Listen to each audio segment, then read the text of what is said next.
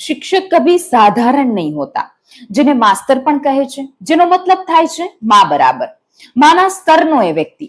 પરંતુ એ માસ્તર બને એ પહેલા જ ગુજરાતમાં માર ખાય છે. ગાંધીનગર એ શહેર છે જ્યાં ગુજરાતના ભાવિ શિક્ષકો આંદોલન કરી રહ્યા છે. પોલીસ એમને ઉઠાવીને લઈ જાય છે અને એ ઉઠાવવાની જે રીત છે એ ભયંકર છે.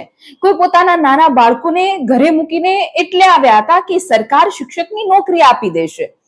સરકારે ગયા વર્ષે કહ્યું હતું કે 1 વર્ષ બાદ એટલે કે 15 જૂને નવા ઓર્ડર બહાર પાડી દેશે, પરંતુ સરકારે 4 દિવસ બાદ નવી ભરતીની જાહેરાત કરી છે અને 7,500 શિક્ષકોની ભરતી થશે.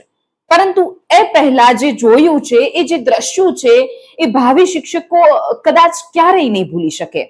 ગાંધીનગરના રસ્તાઓ પર પોલીસે આ ઉમેદવારોને ઢસડ્યા છે, એમને ઉઠાવીને લઈ ગયા